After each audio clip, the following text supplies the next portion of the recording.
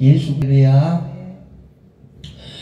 오늘은 로마서 12장 1절로 2절의 말씀을 가지고 생각을 바꾸라 라고 하는 제목을 가지고 함께 은혜를 나누겠습니다. 우리 목사님들도 그러시지만 저도 어릴 적 시대가 있었죠.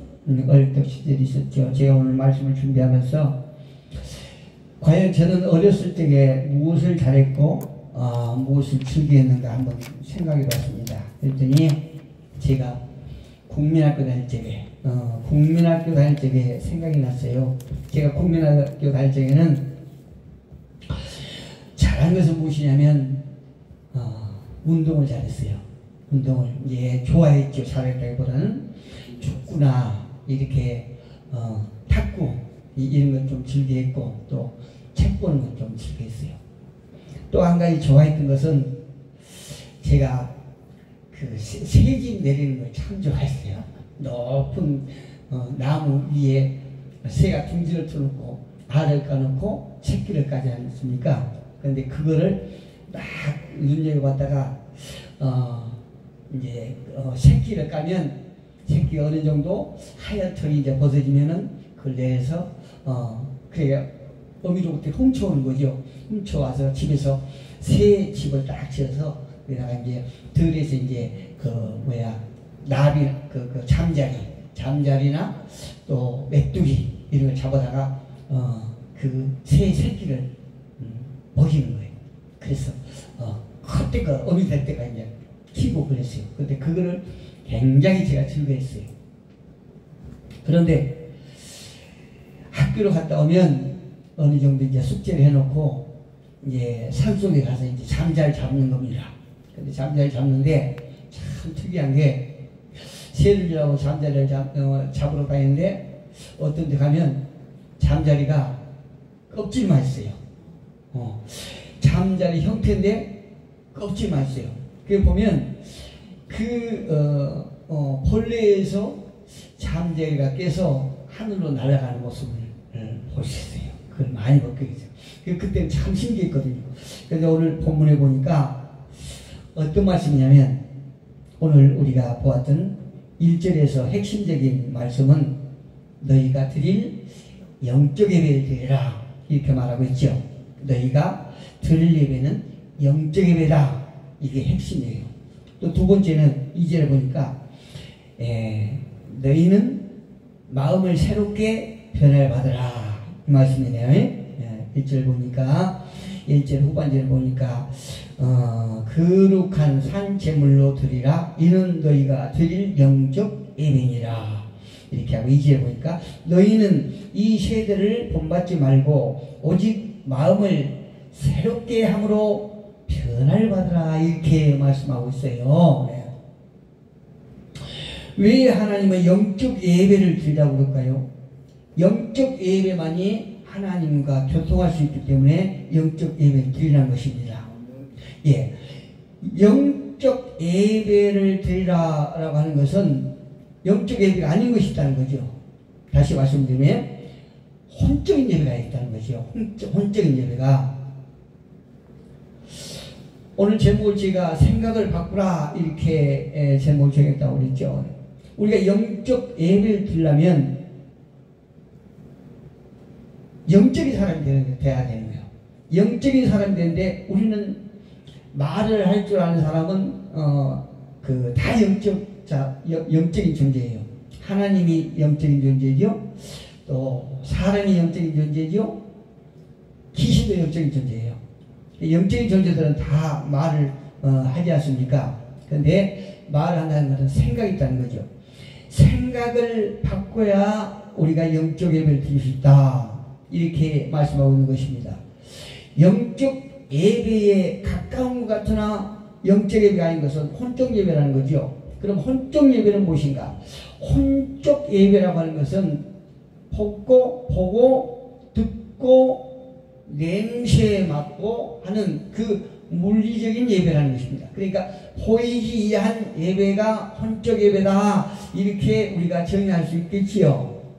그런데 요한복음 4장 24절에 보니까 하나님은 영이시니 예배하는 자가 영과 진리로 예배할지니라.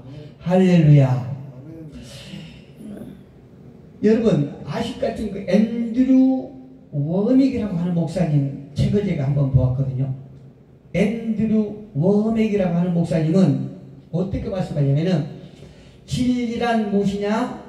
우리가 거듭났을 때 하나님께서 당신의 기름 부심과 승리와 기쁨과 평화 같은 모든 하나님의 것들이 왜 혼적인 영역에서 나타나지 않는 이유가 무엇인가? 이렇게 물어봐요.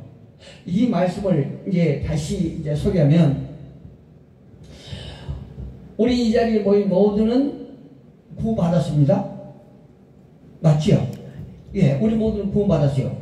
그런데 구원받았다는 것은 영적으로 구원받았다는 얘기예요. 영적으로.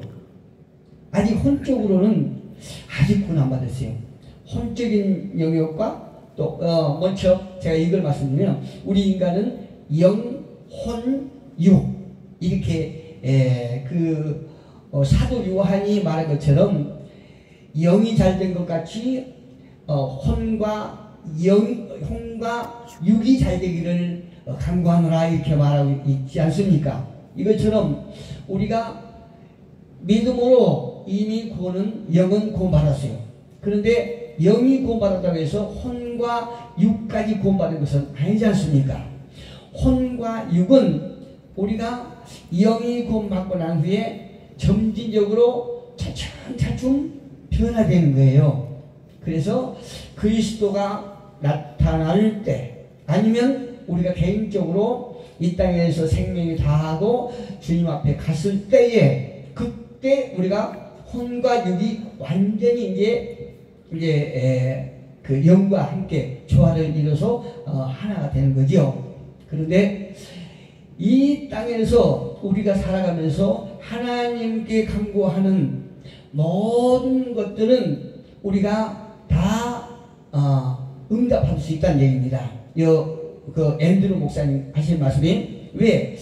영이 이미 우리는 구원받았기 때문에 예수 그리스도 안에 있다는 얘기죠. 예수 그리스도 안에 있기 때문에 예수님의 이름으로 우리가 구하는 것은 다 응답받은 줄 믿고 우리가 바라는 것을 믿는 거예요. 그런데 왜 우리가 응답을 혼적으로 경험하지 못하냐 이렇게 물어요, 앤드루 목사님이.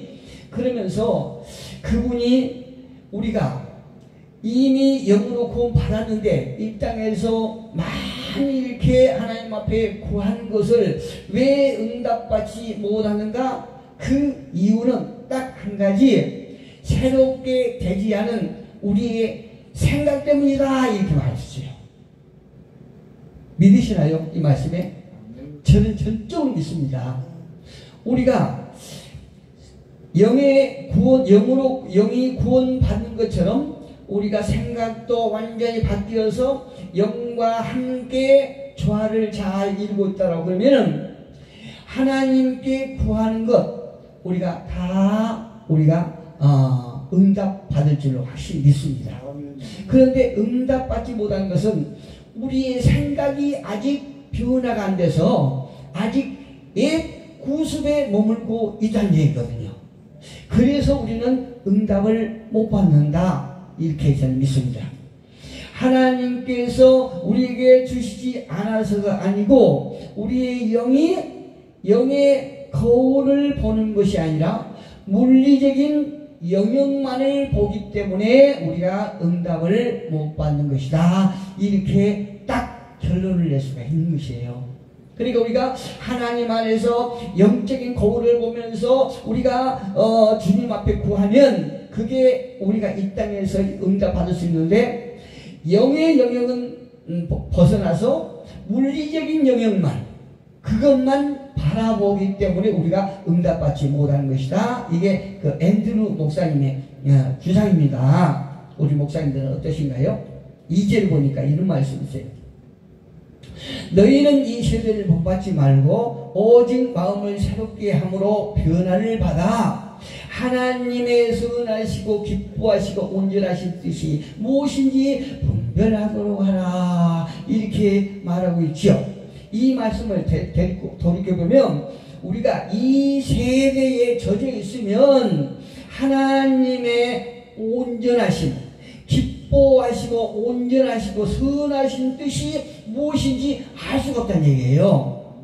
예, 그래서 우리가 신앙생활을 오래 하고 직분을 받고 우리가 목회를 한다고 해도 사실 하나님께서 무엇을 어떻게 해야 기뻐하실지 우리는 분별을 못한다는 거죠.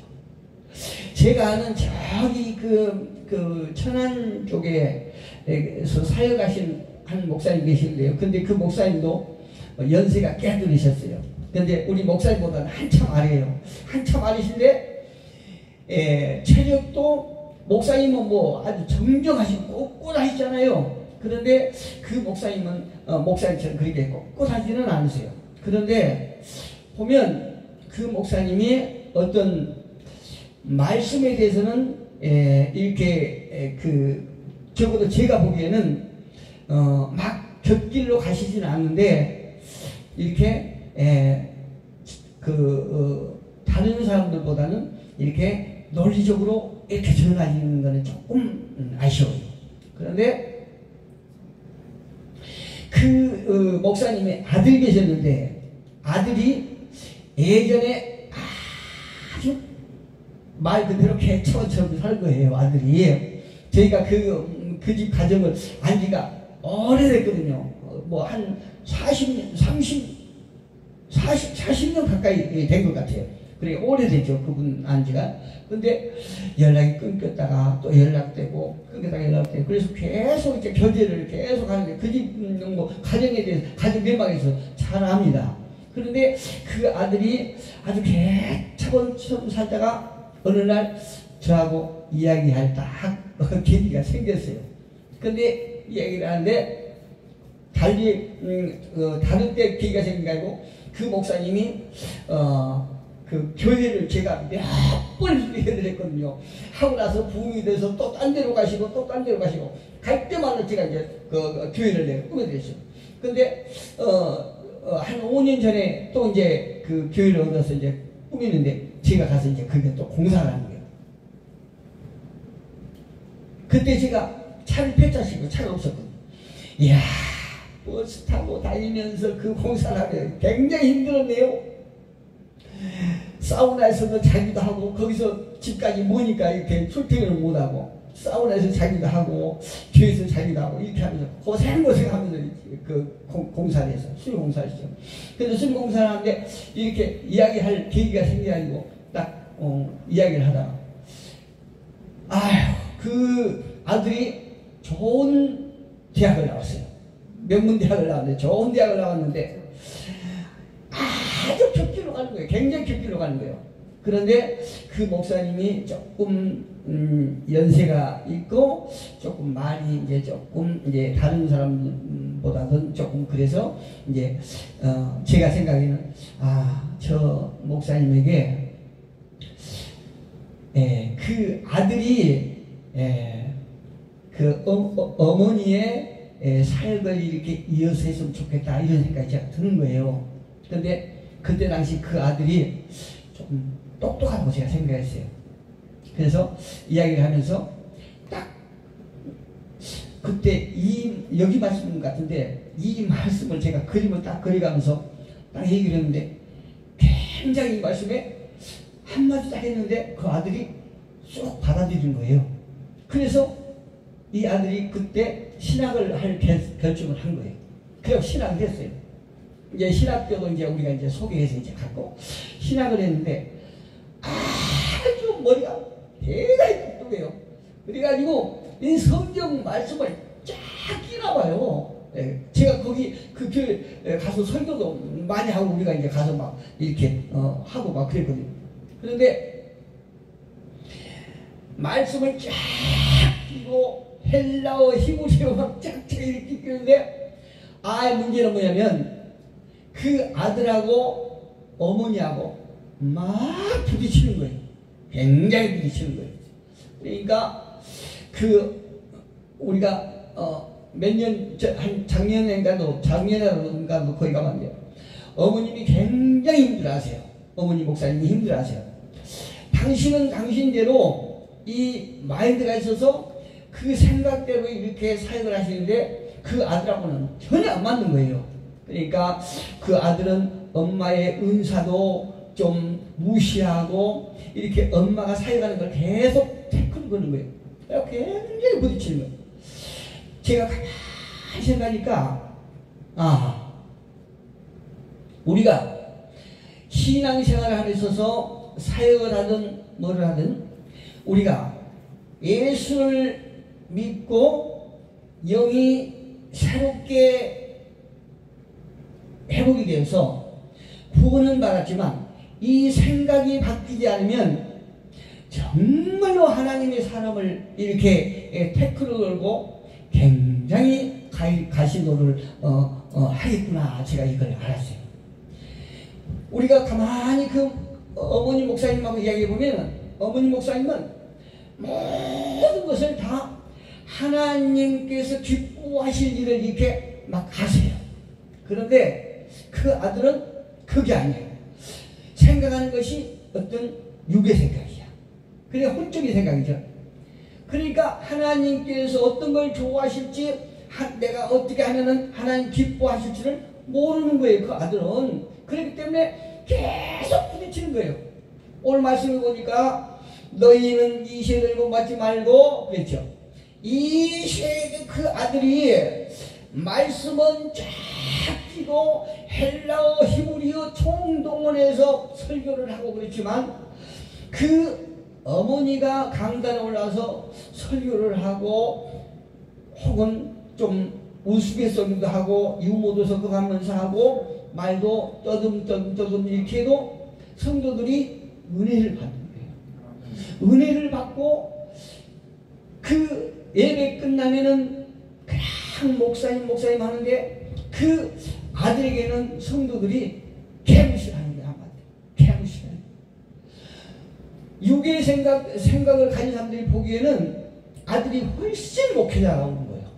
말씀도 잘 전하고 뭐 우리가 하기 힘든 헬라어 히브리어까지 그냥 통독을 해서 이렇게 하니까 훨씬 목회자 같은데 그럼에도 불구하고 성도들은 어머니 목사님을 목사로 생각하고 계속 목사님하고 아까 우리 목사님 말씀하신 흑염소 뭐 장어 이런 것을 계속 이렇게 해드려요. 어머니한테.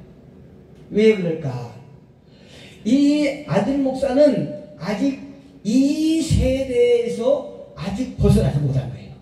목사가 돼서도 이 세대에서 벗어나지 못한 것이에요. 그런데 어머니는 뭔가 조금 우리가 봤을 적에 사람의 시선으로 봤을 적에 떠듬떠듬한 것 같은데 이 혼적인 부분에서 구원받은 영적의 부분과 굉장히 닮아가는 거예요. 완전히 온전해지는 않지요. 우리가 이 땅에 살면서 생각이나 영은 우리가 완전해지고 구원받았지만 혼적인 것은 계속 성화되어 가지 않습니까? 이제 하나님께서 기뻐하시는 그 영적인 혼적인 영역에도 영과 조화를 잘 이루고 있는 것 같아요. 그래서 하나님께서 무엇을 내가 해야 기뻐하시고 또 하나님은 선하시고 온전하신 분이라는 것을 아는 거거든요. 그런데 아들은 몰라요. 그렇기 때문에 계속 부딪힘이 있습니다. 봅시다. 저와 여러분은 구원받았습니다. 무엇이 구원받았습니까? 영이 구원받았잖아요. 예, 아까 말씀드린 것처럼 우리가 영은 구원받았지만 혼은 아직도 육이에요. 예, 그래서 우리가 이 세상의 것을 바라볼 수 있고 이 세상의 것에 우리가 냄새를 맡을 수 있고 우리는 이 세상 것에 스릴을 느낄 수 있고 거기에다가 쾌락을 느낄 수 있는 이런 단계거든요.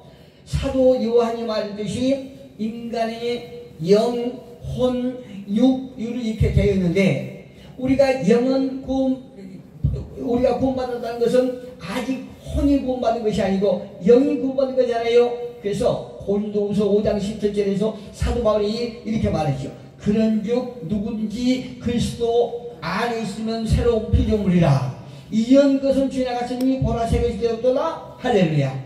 무엇이 새로워졌습니까? 영이 새로워졌어요. 그래서 우리는 구원받았어요. 모든 부분이 혼과 육도 구원받은 것이 아니고 영적인 부분이 그리스도 구원받았다는 얘기죠. 영은 거듭났으나 혼이 변화되지 않고 구습에 젖어 있다고 그러면은 어떤 역사가 일어날까요? 영이 구원받은 그 구원의 거듭남을 경험하지 못한다는 거죠. 그렇기 때문에 자꾸 우리가 구원받아서 하나님이 살아계심도 알고 예수 그리스도의 희생으로 우리가 구원받았던 걸 알지만 자꾸 육의 생각, 육의 행동을 하게 되는 거죠.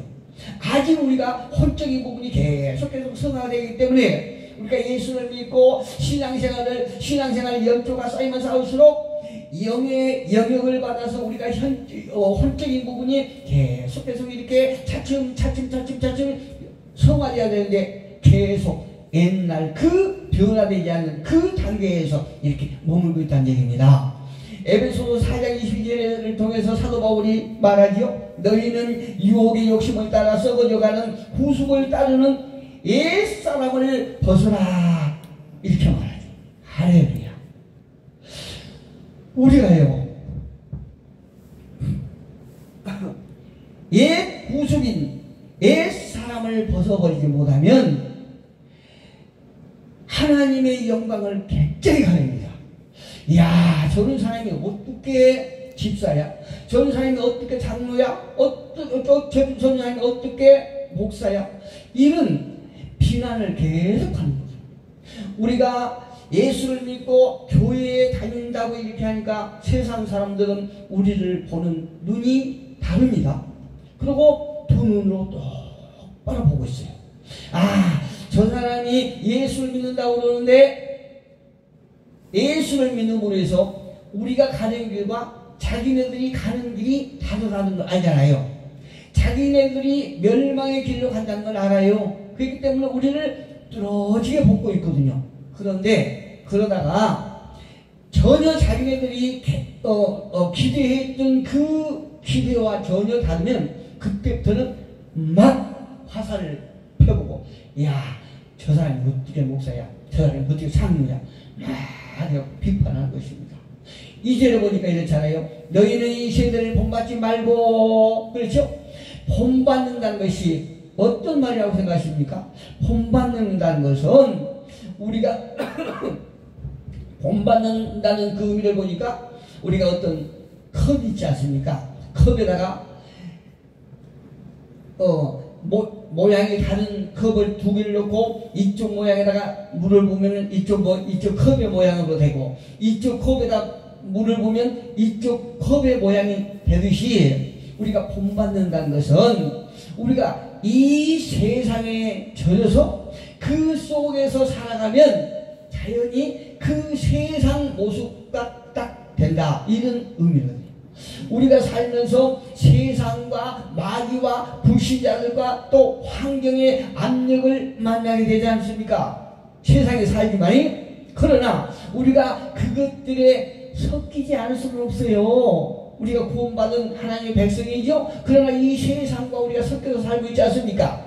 그것들 세상과 마귀 불신자들 환경이라는 틀에 부어짐을 받아서는 안 된다는 것입니다. 이 세상에 우리가 살고 있지만 이 세상에 쏙 들어가서 세상의 모양과 똑같아지면 안 된다는 얘기예요. 너희는 이 세대를 본받지 말라는 것이. 그런데 우리가 영은 구원받았지만 혼이 구원받지 않음으로 말미암아 세상에 섞여서 살면서 그 세상 사람들과 똑같이 돼버리는 이런 사람들이 있더라 이 말씀이에요. 만약에 그것들이 압력을 받았을 적에 그러니까 어떤 마귀의 영 세상과 어떤 불신자들의 그런 압력을 받았을 때 그것들에 대해서 시험을 받았을 때 나는 승리자로 일어설 것인가? 아니면 패배자로 그 세상의 법칙에 굴복하고 말 것인가 하는 것은 내 자신이 달렸다는 것이야. 누가 그렇게 만드는 것이 아니고 도와주는 것이 아니고 내 자신의 그 세상에 굴복하고 말 것인가? 아니면 예수 이름으로 승리할 것인가? 그래서 전적으로 내 문제라는 얘기입니다. 그러나 내가 어느 쪽을 선택하느냐에 따라서 이미 구원받은 영의 완전한 것들, 하나님께서 주신 것들을 경험할 것인가 못할 것인가로 이렇게 가지게 된다는 것입니다. 로마서 8장 6절을 보니까 육의 생각은 사망이요 영의 생각은 생명의 평안이라 이렇게 말하고 있죠. 그렇다면 육의 모든 생각은 죄라고 생각하십니까? 그렇지 않아요. 예, 육의 모든 생각을 죄라고 얘기하면 안 되는 거예요. 모든 죄는 육적인 생각에서 나오죠. 모든 죄는 육적인 생각에서 나오지만 그러나 육적인 모든 생각이 죄는 아니라는 거죠. 이해가 되시죠? 예, 죄는 아니라는 것이요. 예, 육적인 것, 그러니까 육신적인 것은 다름 아닌 오감이라는 것이지 않습니까? 목사님들 잘 아시죠? 오감을 이제 우리가 문자적으로 얘기하면은 감각적이라는 것이죠. 예, 육신적인 감각적이라는 거예요. 그런데 육신적이라는 것은 우리의 생각이고 보고 듣고 맛보고 냄새 맡고 느낄 수 있는 것에 지배를 받게 된다는 얘기입니다. 우리가 이 땅에 살기 때문에. 그런데 우리의 생각이 하나님의 말씀에 따르지 않고 오직 물리적인 영역, 즉 보이는 영역, 환경 영역에 우선적으로 집중할 때 우리는 육신적인 생각을 하게 되는 것입니다. 이렇게 말하고 있는 성경은 본받지 말라는 건요, 세대를 본받지 말라는 게, 누구보다 하나님을 잘 안다는 율법사 바리새인들에게 왜 예수님께서 그들에게 강력하게 책망했을까요?